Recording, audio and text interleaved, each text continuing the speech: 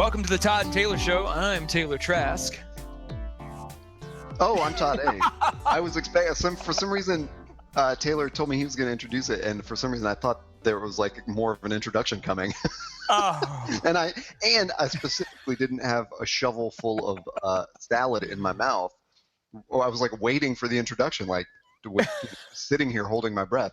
So we've started. So I'm Todd A. That's Taylor. Yeah. Yeah, that's right. And this is kind of just a talk and nonsense episode. We didn't have nonsense. Talk and nonsense. We didn't have a topic this week, so I thought let's just freeform it. We haven't done that for a while.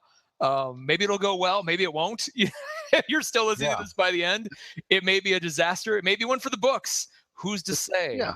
The train wreck episode. I guess we'll find out. Well, and we're actually going to do a hard reset soon too. So we kind of wanted to finish season 2 up with a couple episodes. So we've got this one. I think we're going to try to do a group one in the next couple days. And then we've got sort of more of one that we're just going to kind of outline for y'all what we have on the horizon, both personally and together. We've got some cool projects, and we're actually going to sort of launch them unofficially on a future episode in the next week or two. So yeah, that's very exciting, and I think both of us are like anticipating that. Yeah, and like kind of I don't know. That's always an interesting point of creativity to me, is like, how do you get the thing done so you can get the next thing started?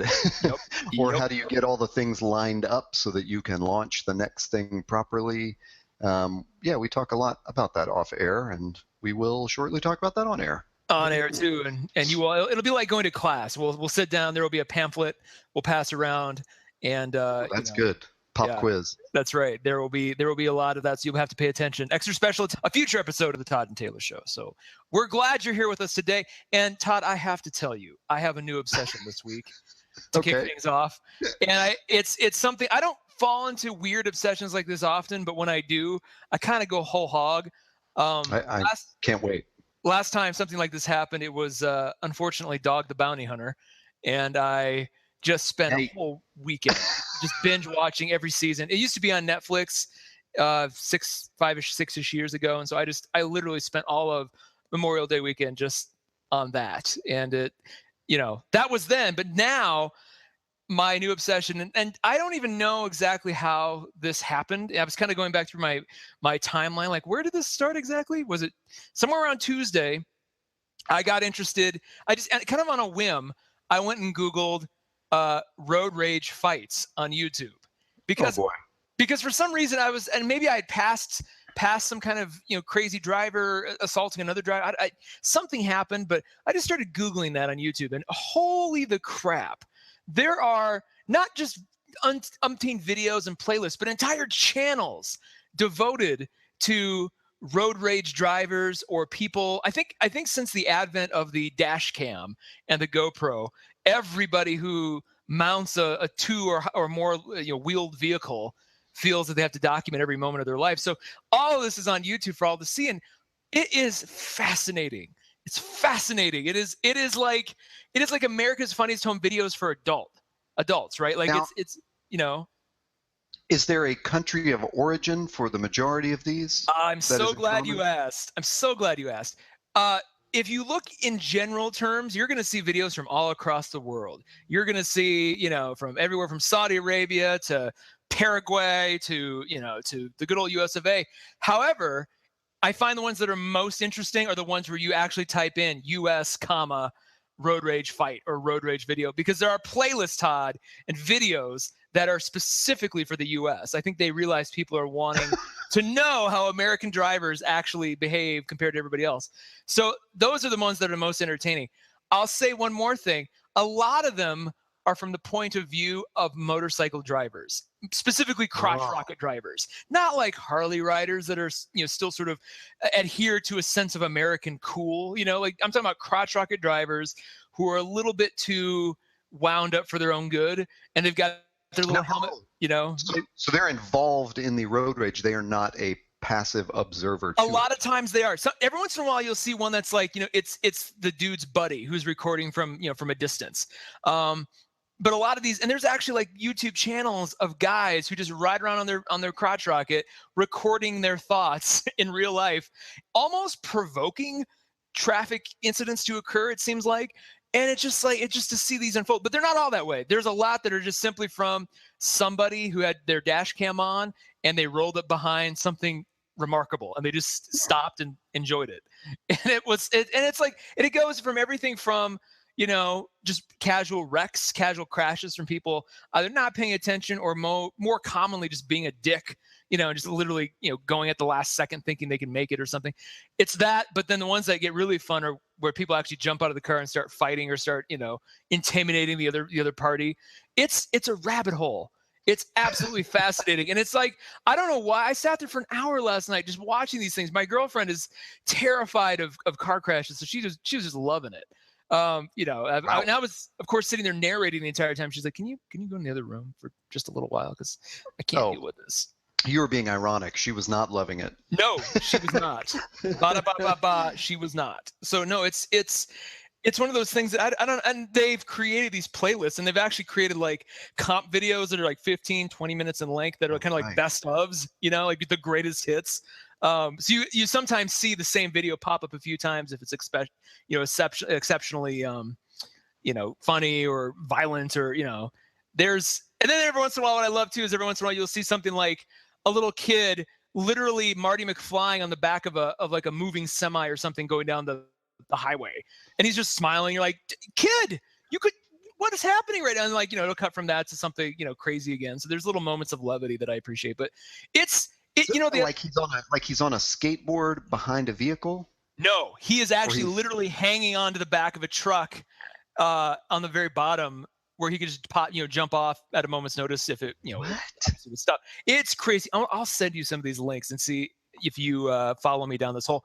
I know I've previously fallen down the rabbit hole of just typing in Russian dash cam because that's crazy. Apparently, nothing is enforced in this wild west of Russia, and they so the drivers have to have dash cams in order to get payback from an insurance company or something, and they're just totally wild wrecks. And then there's crazy stuff like like military helicopters landing in the middle of the road or something. Okay, I'm glad you said that, because the thing that I found watching these that's a little unsettling, after a while, you start to kind of feel like some of these either might be fake or staged, which that is a great point, because I was gonna say there was at least a couple where I'm like, this can't possibly be real.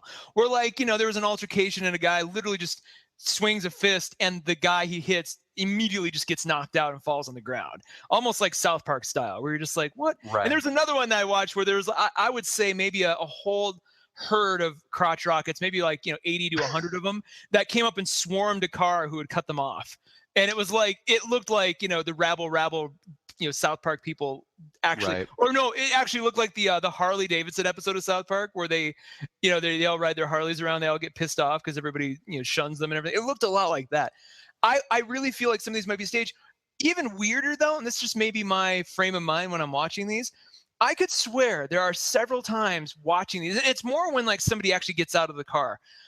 It looks exactly like something from Grand Theft Auto 5, where like the way the person's moving, they'll go and they'll pull out a bat and they'll just kind of start swinging aimlessly. One guy pulled out a hatchet and just started like swinging, like, and his girlfriend kind of watched on from the car. And I'm like watching this going, are we living in the Matrix? Is this just all like some kind of like, pre-programmed simulation that somebody happened to catch on camera? Because this is just too... That's what it is, man. You have just, it's like when you were describing the VR the other day, like you have just hit the edge of the room. I may have. I'm watching, and not all of them are like this, but there's a couple that sneak in there where you're just like, man, this looks too computer generated. It looks like it's actually somebody, like a person behaving by algorithm, And let's be clear, when I play Grand Theft Auto, I seldom play the game. I just screw around the whole time. So, I incite stuff like this in the game. So I've seen a lot of it, when you come up behind somebody and you ram into them and, sure. They get pissed off, they jump out and they try to pull you out of your car. Like a lot of but that's what this is. And maybe Grand Theft Auto just watched a lot of these videos and modeled itself on that. I don't know. But it's well, but I'm sure there's sort of a copycat, impulse in both directions. There could very well be. A lot of people who play Grand Theft Auto get really, roided up. The thing that I find really interesting, Rachel, at one point, she was just like, last night, she's like, why are you watching this? And I'm like, honestly, it sort of satiates my intimate desire to observe the human condition. That was my philosophical bent on it. And it's true, because you watch this and you're just like, I don't see myself in any of these people, but I like observing kind of the extremes to which people will behave in a public setting, with strangers for that matter. You see people who, and I'm sure this is just kind of like the outliers, right? I'm sure a lot of people get in a wreck. Everybody's civil. I've been rear-ended before. You get out, you deal with it, and you move on. I think these people that are just get so angry to the point where they're standing in front of somebody else's face screaming obscenity. Both people are screaming obscenities into each other's faces, not caring what the other is even saying. They're just trying to have like the last shouting word, I guess. And neither of them are, throwing punches or anything. Like you get, the people with the hatchet was a little different, but like, there's people who are like hoping they get hit for some reason. No one's really willing to take that next step themselves. They want to be provoked into it. So there's a lot of like pent up aggression on the road out there. It kind of makes me scared to even get on the road. I was driving to work today. I was just like, man, do I even want to be out here knowing that these kinds of things could happen to me right now? Yeah. I mean, on one hand, I hate hearing this because that theory confirms an observation I've made about California traffic, which is that there are two kinds of drivers on the freeway in California. Rageaholic assholes who think they've just entered the Thunderdome, and we don't need another hero. And people who've apparently never driven a car before. There's no middle ground in California. I often find myself turning into the rageaholic because I'm stuck behind somebody going like 35 on a freeway, and I'm like, what in the fuck are you doing? I kind of feel like California is what would happen if you took Nashville drivers and Denver drivers and intermingled them for a day. Because I've always said, and I apologize to anybody out there who might take offense to this, but if you've lived and driven to Nashville for more than 6 months, you will agree. Everybody in Nashville, I would say of Nashville drivers, 35 to 40% of them are just functionally retarded. Like they are mentally impaired, should not be given.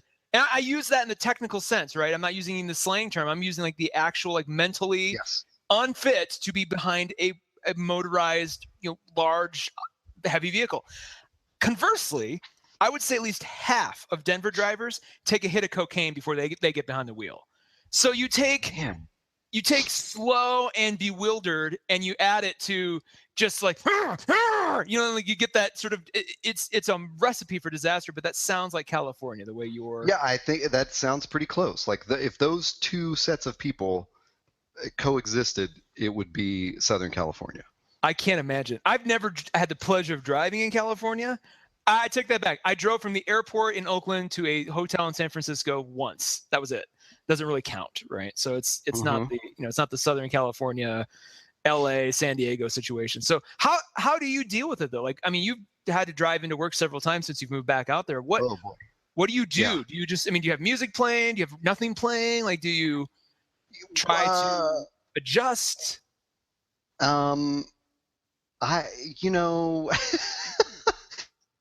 It's weird for me too because I drive a stick shift, which is not necessarily the best choice for California because I'm riding the clutch a lot, and especially because you'll get in these sections of traffic where every single morning the huge stretch of my commute is just me sitting still in traffic, like just rolling along, in like second gear, like constantly toggling the clutch and the gear shift, and then all of a sudden it just instantly clears and everyone starts going 70 miles an hour, and I can't do that because I have a car with like a tiny engine.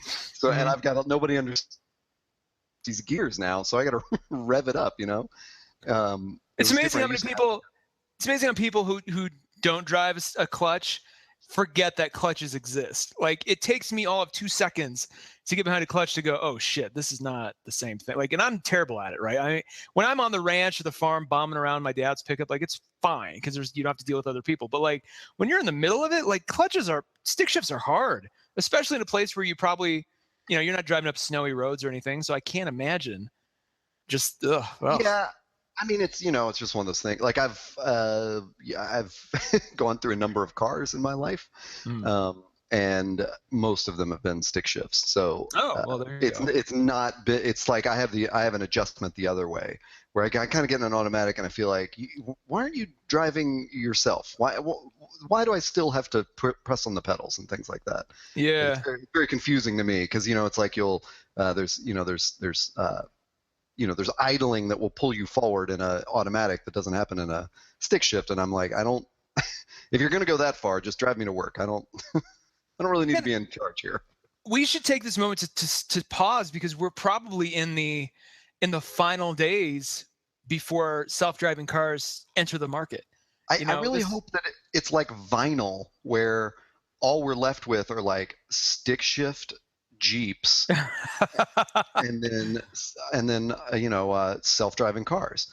And I never understood, I remember 10 years ago or whatever, when it was first rumored that Google was working on self-driving cars, and in Nashville, Tennessee, that made no sense to me. Yeah. And as soon as I got to California, I was like, I get it.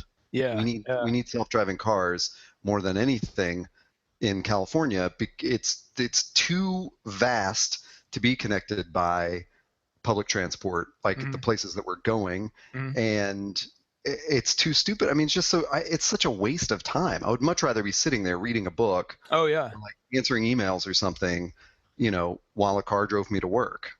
It takes me 7 hours to get from Denver back home to Wallace, South Dakota, and it's a pretty drive. I actually don't mind the drive at all. I would just rather be napping, reading, watching a movie. There's any number of things I'd rather be doing than actually. Well, now that's interesting, because I always think on a long drive, I wouldn't mind.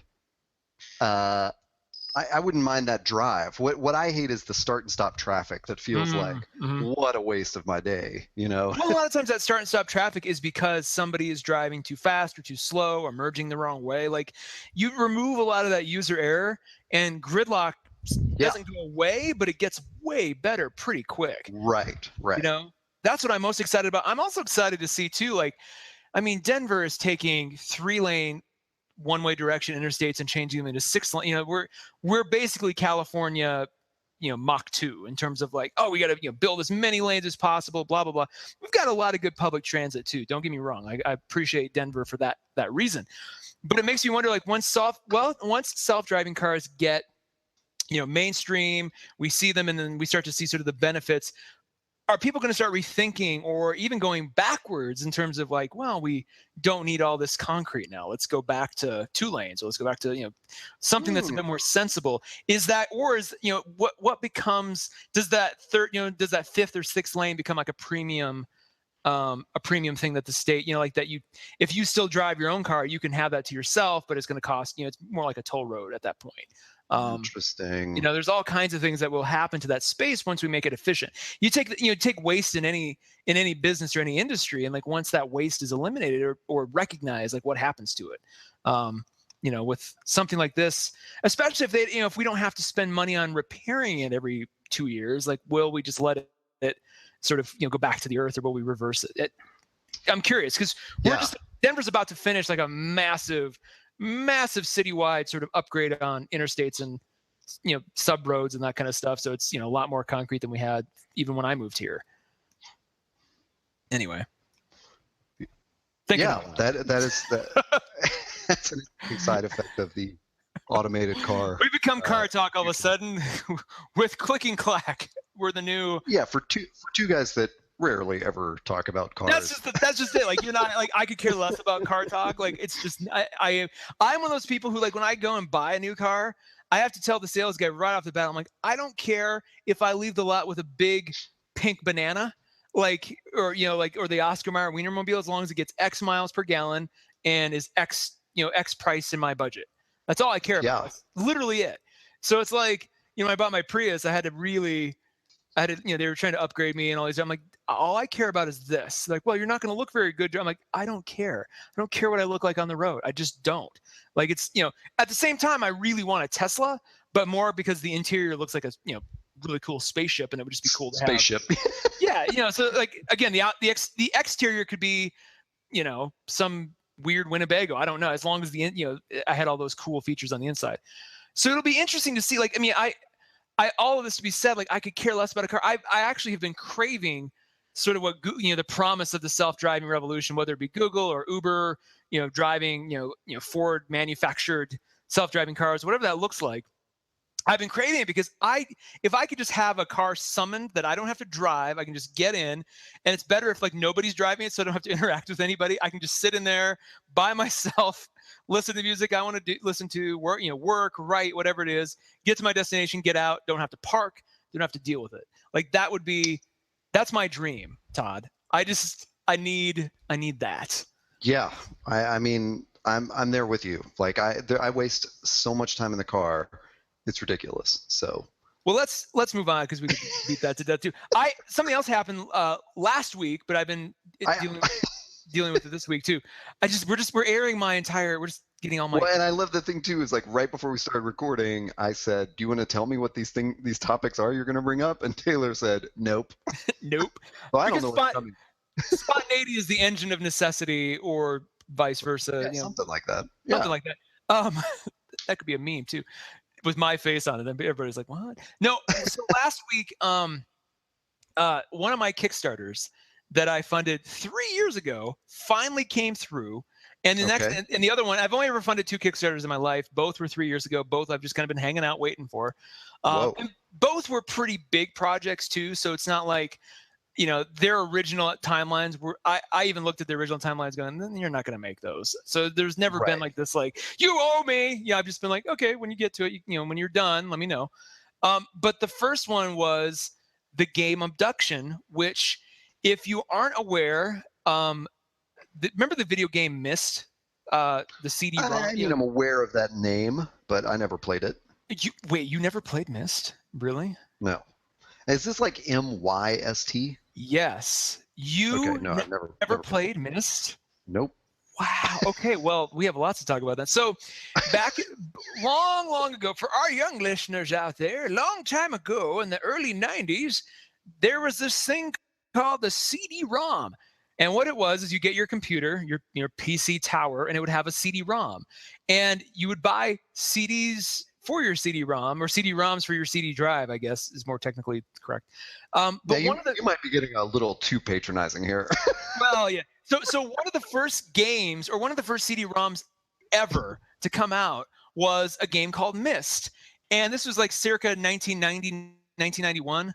Maybe a little later. I might be making it too early, but it was somewhere around there. It was put out by a company called Cyan, who was originally 2 guys in Spokane, Washington, if I'm not mistaken. And it was literally like a garage band album. They did it all themselves. They wrote it themselves. And it was essentially a HyperCard stack, which used to be an Apple kind of technology that anymore is like a glorified PowerPoint presentation. So they made a game out of it. And it was at the time revolutionary for a couple of reasons. One, it was I think one of the first, if not the first game that let you simply wander through a world. There was no one to shoot. There was no there's no car chases. There was no explosions. Like, it was literally you. So it was the advent of the puzzle room that you see in a lot of cities now.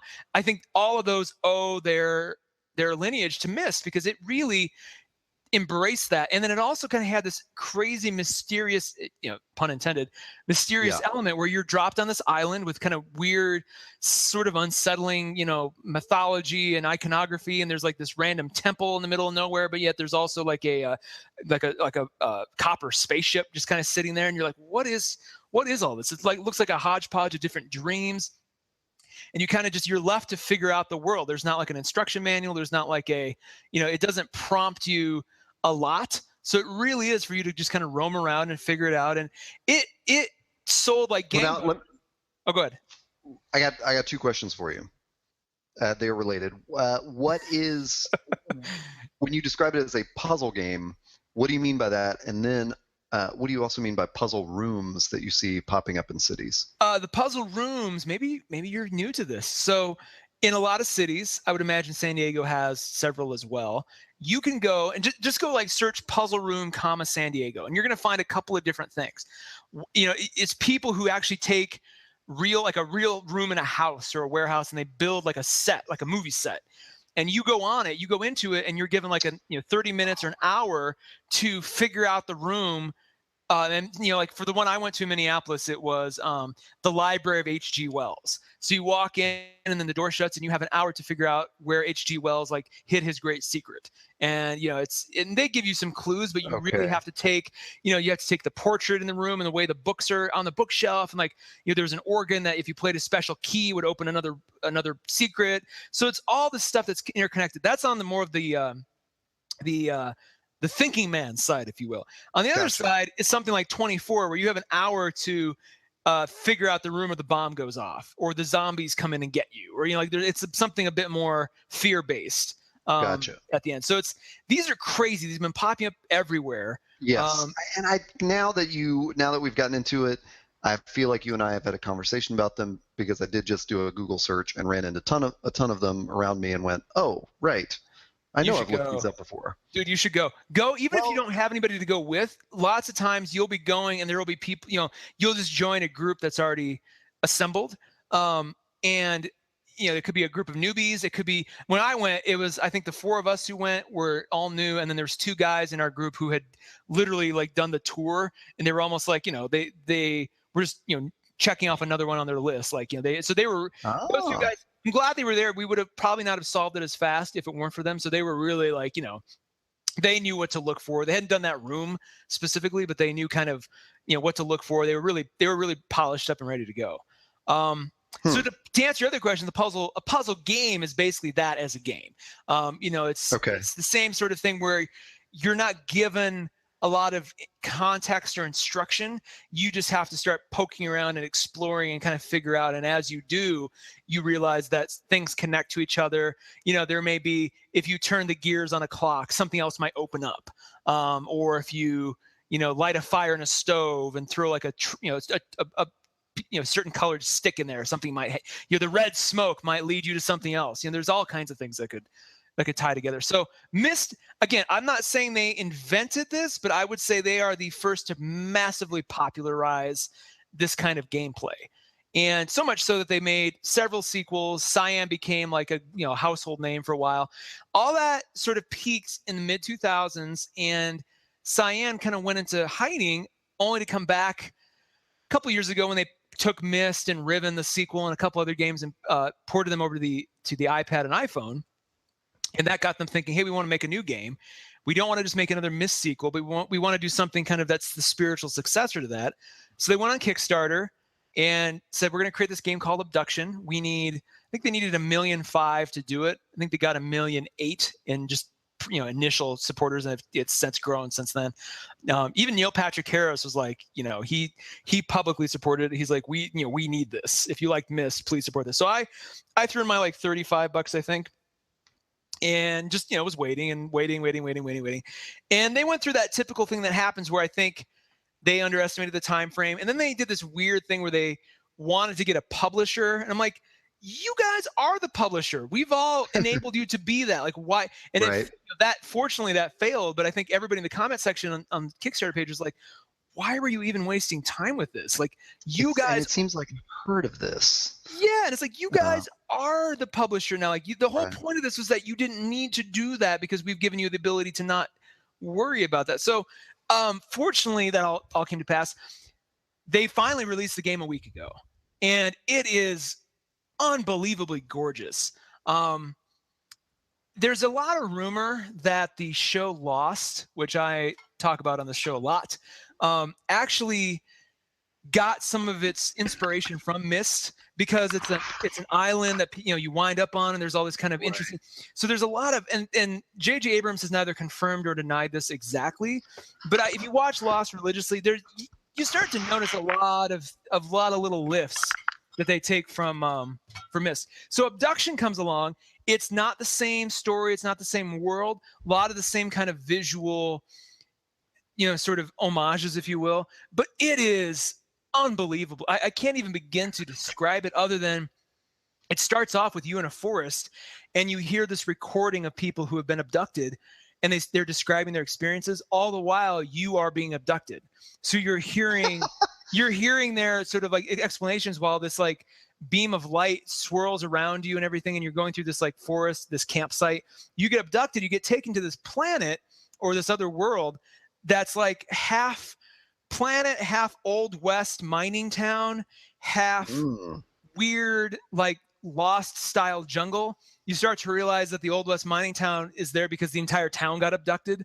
And so I'm only maybe a third of the way through the game, so I haven't even begun to uncover some of the deep secrets, but the visuals are gorgeous. They actually incorporate some live actors, so you get to actually you do get to experience other people visually talking to you and stuff. It's unbelievable. Just to say they did knock it out of the park is a mistake. It was worth the wait. And what's more interesting for me, if you listen to our episode where I talk about VR, this game has they've already created a port for the Oculus Rift. This game is going to have legs forever in VR because it's fully 360 degrees. You can move anywhere, go anywhere you want to do, look up, look down. I can't wait to get this into a VR headset and just play around. It's gonna be unbelievable, and that's it's unbelievable on my laptop screen, which is 8% of my peripheral view when I'm like sitting here. Like when I actually get a headset on, I can look everywhere and it's my entire view. Oh, it's gonna be incredible. So if you're out there, if you liked Myst, if you like these kinds of games, I think there's a series of games on iOS called like The Secret Room or something that's kind of similar. Go get Obduction. It's on Steam. It's on all the platforms. So now, did your $35 contribution get you the game? Yes. Okay. And we should also clarify it's Obduction, Obduction, not abduction. Correct. AB. Thank you. Yeah, just like Myst has a Y, this has an O. At the beginning, so they're sticking with their cool wordplay, letter play. So I got the game, and I also got like some digital art as well. And you could have gone all the way up to. There was even a level. It was kind of funny. There was a level that you'd get the game, but they'd actually send you like a box with a CD in it. Like the old CD-ROM days, because there were some people who were just like, I want the game to hold and touch. And I'm like, okay, and they're like, yeah. So they had like a limited number of those. I'm kind of wishing that I had gotten it was pricey. I think it was like 150. But you also got like a hardbound limited edition, The Art of Cyan book. And I'm kind of wishing I had gotten that because it's looking really good right now. So it'll probably wind up on eBay or somewhere later, and I'll have to just deal with it then. But yeah, it's interesting. I've kind of been on this like 90s nostalgia kick because it feels as exciting as the first time I played Myst, where you're like, what is gonna like there's familiarity with the concept, but they take it in such cool directions that you're just like, man, this is like a whole new chapter for them. And I dare I say this may relaunch Cyan in a pretty big way. Because they were kind of, truth be told, they were sort of on the ropes for a little while because they hadn't put out any new games. Their revenue from the old games had sort of dried up, so they were sort of in this weird like, are they going to survive kind of mode. And then this brought them back. Yeah, it looks like the Myst series kind of transferred ownership to Broderbund or whatever that software company is called, or something like that.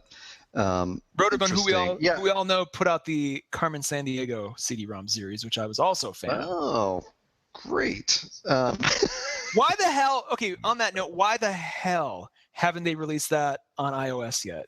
You go Google Carmen Sandiego, you're not. There may be like one thing. It's not great, but like, where are those games? That they could be just rolling in money, Pokemon Go style, if they just had, just take what was on the CD-ROM and put it on iOS. It's not hard.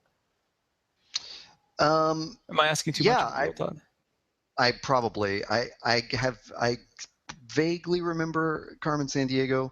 Who are you? I'm aware of the name. Well, I'm about to really offend you, which is I think this is very. I don't know if it's weird for my character or not, but I hate puzzles.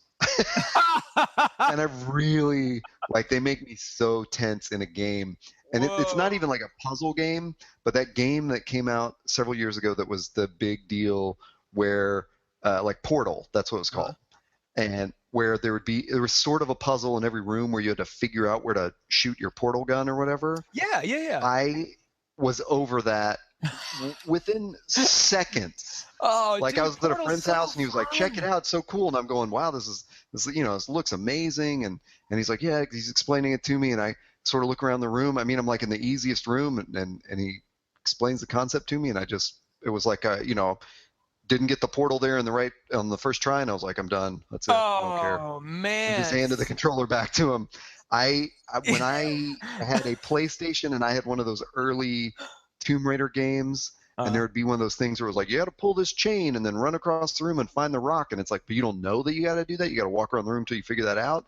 And I would just go, this sucks. And I would go buy the walkthrough guide. And because all I wanted to do was run around and shoot people. I was like, this is just, you're getting in the way. All these puzzles are getting in the way of the fun of the game. You would have probably hated Myst. You'd have hated The Seventh Guest, which that's around that same time. So like the next generation of CD-ROM games that immediately followed Myst were the sequel to Myst, Riven, but also this cool thing called The Seventh Guest, which was in this haunted mansion. And that actually is available on iOS if you are so inclined, I think for like $5 or $6. Still holds up today. I still like a lot of the visual, like but it's all puzzles. It's all puzzles as you sort of, you go into different rooms, and like, Seventh Guest is a bit more upfront about it. Myst is like, you'll see an object hanging against the wall in Myst, and you can walk by it 20 times not realizing, oh, I need to interact with this object because it's part of this puzzle. Seventh Guest, you walk into a room and like the table morphs into like the puzzle that you have to solve. So it's a lot more obvious, like, oh, okay, here this is. Right. So you would have probably hated those games. So what was it about Portal? Because I'm not even the biggest gamer. Let me just put that out there right now. Like, I have my like 6 games that I play. I still have a PS3. That's as far as I've gotten. But yeah, I just don't at all want to solve a puzzle in a video game. I love it. This is a whole new dimension of you that I didn't know existed. Like Todd, the anti-puzzler. But it's funny because like, and this is why I think it's weird and out of character, is that a friend of mine has a game night, and often it involves very geeky games, and his girlfriend generally refuses to play. And what she has told me, like when I've inquired, like, was it because of the geekiness or that those games, is it because of the subject matter of the game, or is it because those games generally have a lot of rules or whatever? And her reply is like, I just don't care for like strategy games. She's like, if I'm going to sit down and play a board game, I just want something where you like, you do a thing and then you make a move or whatever. And like, that's, you're progressing, she doesn't want to play like Risk, and that I am okay with those, roll the dice and move your card game, but I would prefer the strategy game board game wise.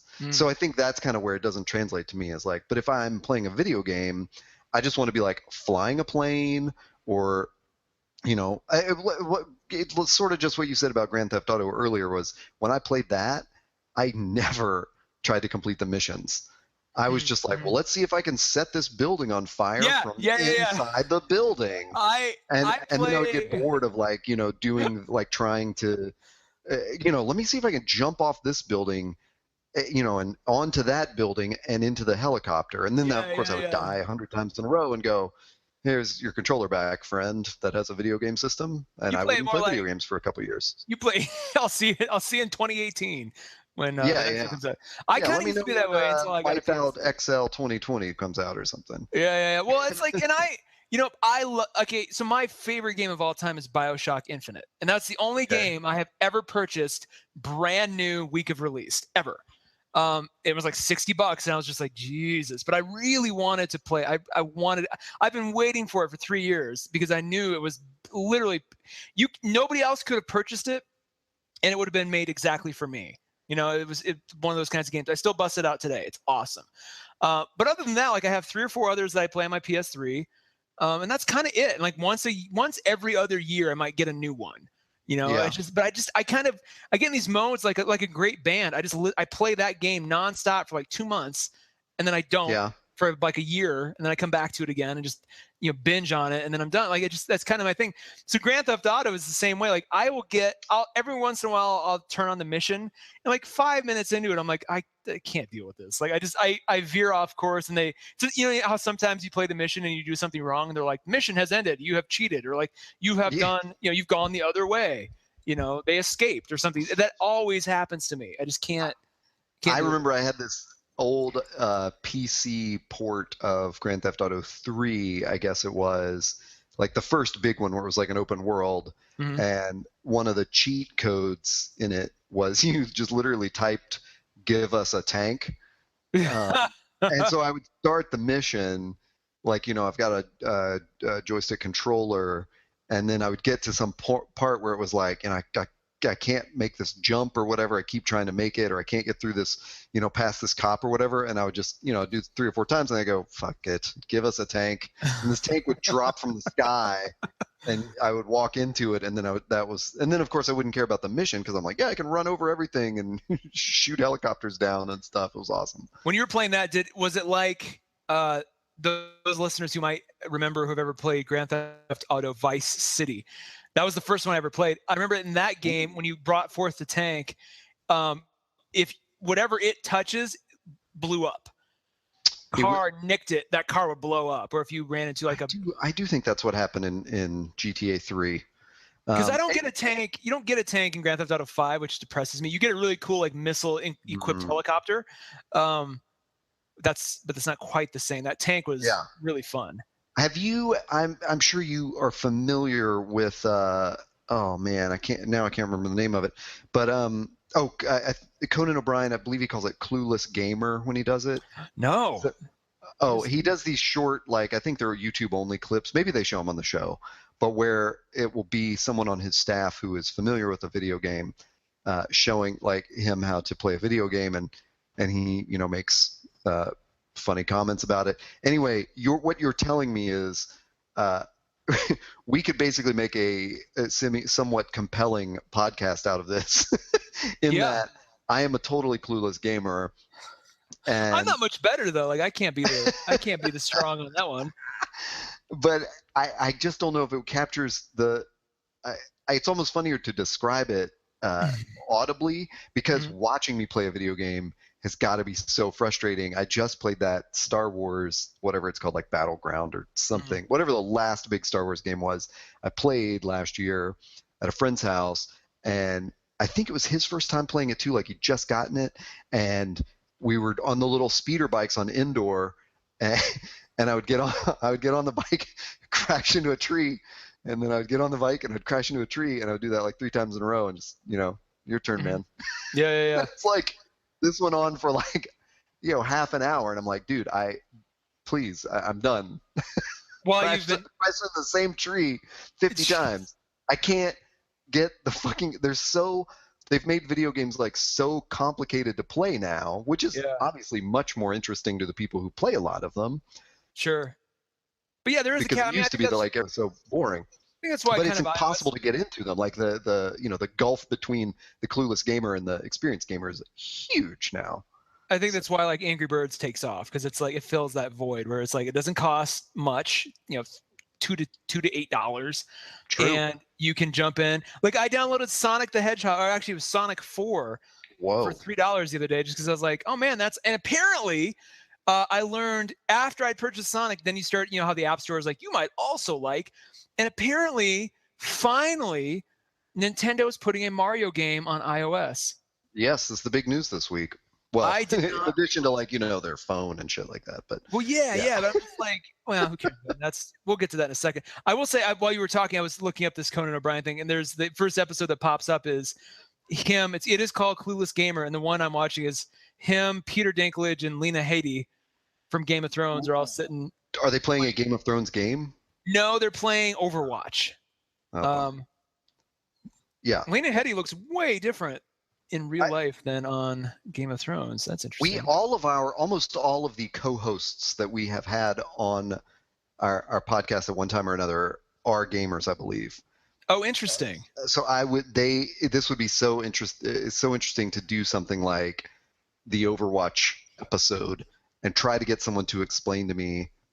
Here's the thing though. So here's what's weird. Some of these games, about it? I actually can kind of understand why Let's Play is a thing on YouTube. You know, like whatever PewDiePie does. I can kind of see why that's interesting because so many of these games are so well done with such good mythology. I don't need to play it. I just want to watch the story unfold or have somebody explain the story to me like a movie. Like, yeah. I don't need to physically be running the controller. I just want to watch what happens. Like, some of these characters are cool and, like, the fights are cool to watch and stuff.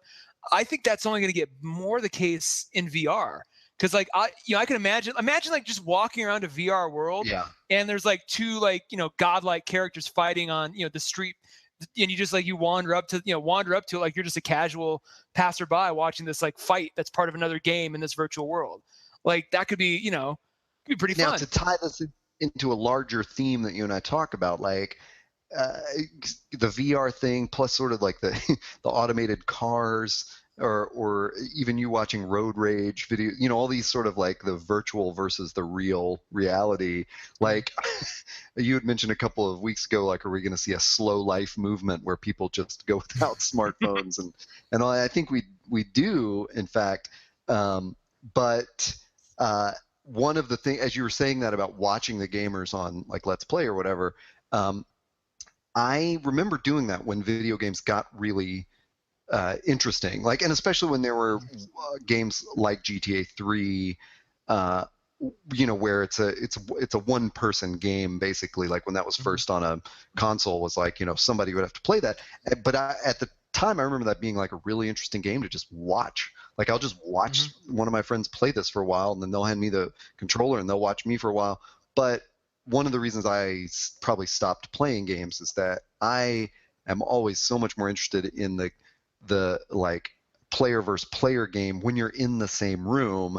And granted, I've never tried like a I mean I guess I have played a couple of those online shootout games or whatever, but I always like stuff like GoldenEye, where I got to talk against three of my friends as you're hunting each other down and like crappily gigantic pixeled fort or whatever. I think it's interesting that everybody, no matter who you are, whether you're like a dyed in the womb gamer or if you're more like you and I, where we're like, yeah, we play once in a while, I think we're all united on GoldenEye. For some reason, that seems to have, no matter who, my sisters have even played. Like I ended up getting it like a couple years ago for our N64 at home. So at Christmas time, it's one of the ones we always bust out because it's just so fun, and it's like it's so ridiculous. And like if you play Odd Job, you always win. So there's just there's all these little things that like I think I have yet to meet a person who hasn't played GoldenEye once. Yeah, I mean the N64. I mean that's the 20-year-old one, right? Is it 20 years old now? Holy crap! Now that one is I don't believe that. That's N64. The one. My friends and I referred to that machine as the GoldenEye machine because we never played another game on it. Like we never even took the cartridge out. It was just the GoldenEye machine. Occasionally we'd get bored and I'd be like, hey, I could play some, Wave Runner or Wave Racer or whatever it was called. But yeah, GoldenEye was just that was the game on that system for me. That or like Donkey Kong Country, I think was the one that usually came with it. They kind of went. I know Mario came with it, but a lot of those units came with Donkey Kong Country instead because they were really trying to break that franchise out. So check this out: the official anniversary, the 20-year anniversary, is this September 29th. It was released in North America. Officially September 29th, 1996. I had no idea it was that old. I was thinking, oh no, it's 2001, 2002. No, not 96. Holy crap. Yeah. Then when was the Wii release, for God's sake? That now I'm really going to feel old. Well, that wasn't that old. That was 2007 or 8. I think it was 2007 because 2006. I'm pretty sure that you and I at the company where we both worked in Nashville 10 years ago. That was, I remember watching the videos, because the funny thing at that time was people losing control of the controller and Oh yeah. sending it right into their TV set. Yeah, And yeah, then, yeah. like blogging like a picture of their TV with a giant crack in the screen or something. Man, that's gonna happen And, with VR so fast. Like even when I was doing my little demo in Portland, like one of the things that kept happening, and I felt really bad. I didn't break anything. Let me just put that out there right now. And I had a witness in the room, who was sort of in charge of the room. But so many times I wandered over, I not knowing where I was in proximity of the real room, I wandered over to a desk that had a bunch of monitors on it. And if I was more careless, I could have easily taken out that monitor just by swinging around too hard or, doing something. So I'm just like, yeah, I can't imagine the sort of damage that's going to get inflicted when people, have a VR space in their living room or, a room that's not, like an empty-ish garage or something that, could withstand that, right. bedroom or something where it's going to be funny.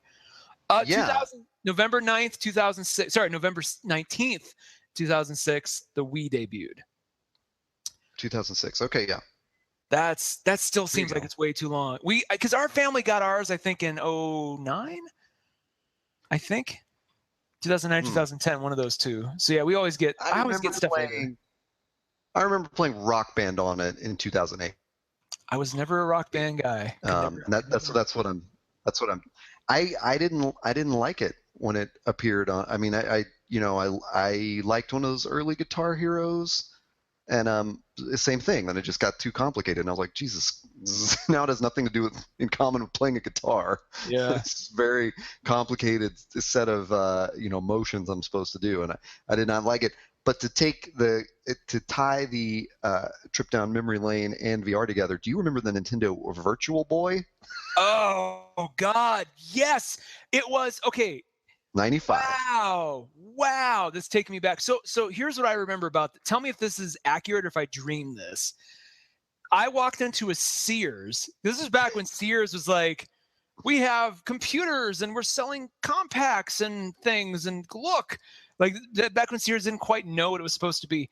So I walked into a Sears and they had like a little sort of setup, and you couldn't wear it on your head. You had to stand it on the table and look into it.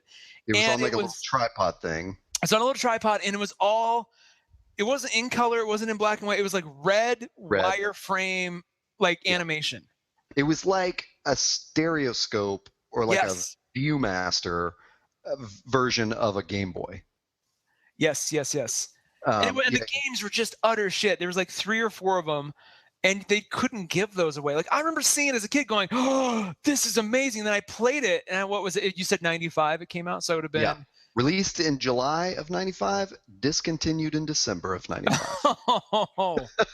Oh no, they didn't even get they must have been banking on the fourth quarter pretty heavy for that. That woof. And I had played a VR game like Virtual Boy, but the goggles were strapped to your head, and all it meant was you had a bigger field of vision. So you had like a joystick in each hand. I remember it was just a mech game. Everyone was in a mech, and you were all playing together with like a similar mission. So there'd be like 4 people seated at these things with these headsets on, so you could look to your side and stuff, and you had to turn the mech with the joysticks to be able to shoot the things that were on your side and stuff. But that was all virtual mint. It wasn't like you could actually walk around and reach out and stuff like that. So to me it's funny because it was like there was a big VR, not VR, but that's what they were trying to label it as in the middle 90s. And now we're like 20 years later when they're finally getting the promise the engine's fast enough, I guess, to render that stuff. So it's what it says a lot about the mid 90s that they're like, let's do it, come on, so it's weird to think that like in the mid 90s that Nintendo was doing this then. I mean, even though it kind of if they released it in July and killed it in what you said November, December, it kind of almost feels like a sacrificial lamb project. Like, somebody in Nintendo was like, this was their pet thing. They got fired. And so Nintendo's like, let's just shutter it as soon as the year's over. Maybe it was one of those situations. I should go back. I haven't even heard the term Virtual Boy in years. So the fact that you brought it up just now is, I'm just kind of, my nostalgic gears are turning. I mean, you can get one on eBay for about $300. Really? Okay, so do you know what I've actually been interested in buying on eBay? This is going to really go back. Remember that movie The Wizard with Fred Savage and We the can chick? also do another whole. I actually proposed this podcast series to a friend at Comic-Con, which is 1980s movies that Todd has not seen. So Oh, I am aware of this movie called The Wizard with Fred okay. Savage. I've never seen it. I would like you and any listeners, you have homework between now and let's just say the end of September. Whatever you said about The Oh, Wizard no. got totally, but it was totally clean. You can basically say, Let's just pretend that everybody heard just that. I think it went through. So if you heard that, awesome. If you didn't, just go watch The Wizard. But in it, yeah, that's the you said movie where they their homework debuted. is to watch The Wizard. That's Yes. the movie where they debuted the oh God, was it? Is it the Power Glove? There it is. The Power Glove, Oh, right. the original Nintendo. It was that thing, and it was kind of like VR. It's kind of like what we're gonna have now with like actual like like the what's that Microsoft not the HoloLens, the other thing that goes with the Xbox. It's the thing that, for the love of God. Anyway, wearables. I mean, this was like the first wearable at the time, and it was just Sure. kind of junk because it didn't really work. I mean, in the movie The Wizard, the guy uses it to run his car. It looked cool as hell. Nintendo used that movie to basically debut it. They Right. sell those on eBay now for like, $150. I kind of want one just to have, just to display, because it just looked cool. I remember at the time, even as a kid, being like, I want that. Didn't even have a Nintendo, but I wanted it. And now I don't exactly remember how it worked, but it wasn't like motion sensitive, I don't think. I think it No, just had not at all. buttons on it. Yes. And one thing was like Yeah. it had a whole control pad on it. Yep. So And it maybe plugged. It literally plugged in too. So there was no yeah, motion sensor. None of that. yeah. It was just kind of a glorified hand controller that you could just wear. So the villain in the movie, Lucas, one of the rival gamers, like he busted out at one point in the movie. Wait. Lucas, the football movie? No. This is in The Wizard still. Oh, you said the villain in the movie. Oh, the villain in the movie is named Lucas. His name Lucas. Oh, Yeah. gotcha. No last name, Okay. just Lucas. He is. Yeah. Yeah. No, but go watch The Wizard. You need to go watch it because we need to discuss it. Because knowing now what your tastes are, I just can't wait to Yes, see what your but I reaction. do think there's a hilarious podcast series to be made of you and Brian's wife and our co-host Fia describing 80s movies to me that I have not seen Oh, because she has done this with so many movies and it is so funny to hear people try to describe 80s movies to a person who's never seen them. She's got a whole list of stuff that we went through. Like she would be like, "What about this?" And I'd go, "No." And then she's like, "Okay, well, it's the story of and it's always totally insane.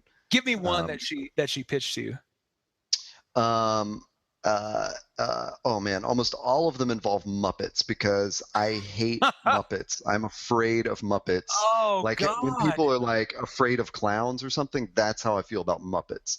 who are Whether you? they are good or evil. So like Labyrinth, I have seen, but only in my 30s did I see it. Oh no. So that's like one where she like people love that movie, and I'm like it's pretty stupid because I didn't see it as a kid, so I think it's it's terrible if you watch it as an adult. So listen up, ladies out there. Todd hates puzzles. He hates Muppets, and he doesn't play many video games. So I know. So if you're just looking for a guy to I don't know do normal stuff with you. I also don't watch football or drink beer. What's that meme that happens every Super Bowl? It's like yay sports ball or something like that. Yeah. I tweeted the other day because I got really emotional watching a finale of BattleBots, and I was like, oh my God, I recognized to myself, like, I don't feel at all this way when I watch humans play sports. But I'm watching these robot battles like, no!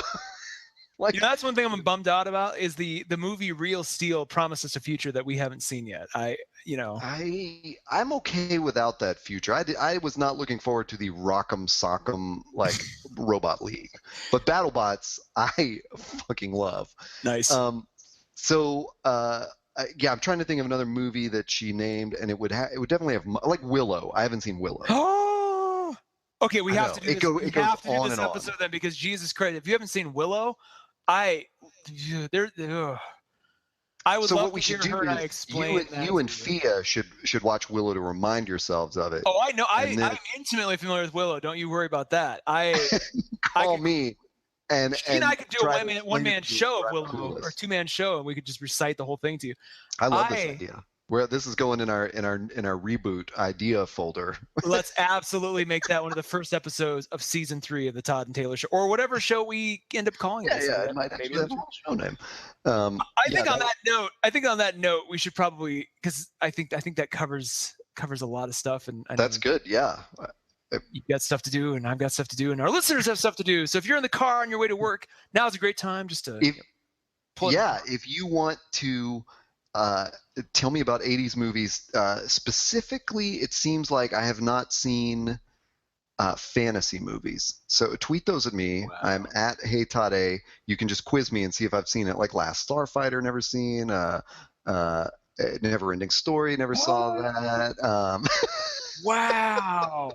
It seems like there's something with like a flying ship or something, like a pirate ship or something. Anyway, there's a War in the Stars with a guy with a light sword that I've never seen that movie either.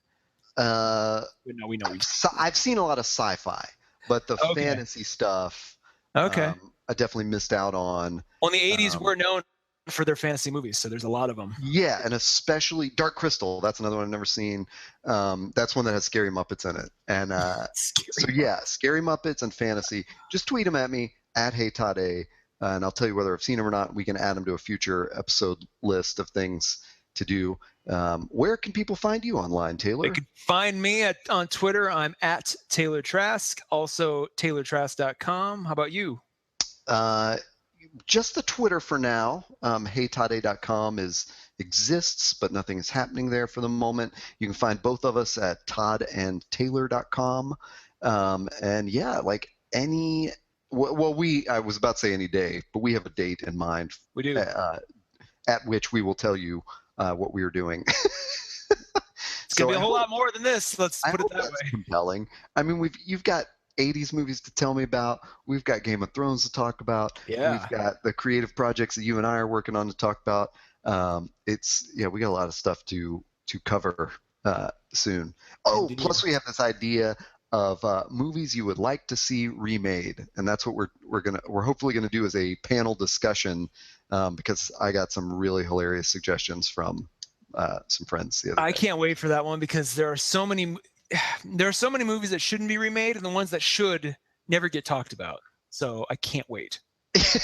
And I cannot wait. What I want to do is run it like we just ask the person for what they want, and then we get them to describe it and then defend it, like sell it to us. Like, what is your? I love that.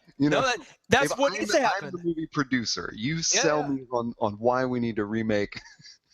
Because those are the conversations that are happening in studios every day. It's like we need to be ready for that. I know, and somewhere else is going, we do own the rights to Battleship the board game. Oh, green light. Jesus. That's just Hasbro being aggressive. Yeah. Isn't there like a Hasbro verse writing team now? Probably. And then in that case, why have G.I. Joe and the Transformers not intermingled? Well, I think a G.I. Joe Transformers shared universe is essential to that. Well, that and Mask. Mask was part of that same. Mask is what happens when Transformers and G.I. Joes get together. You know what I'm saying? Don't get me started on Mask, because that was a chunk of my summer I'm never going to get back, listening to that goddamn theme song for hours and hours and hours. On that note, it's been fun, everybody. We'll see you next time.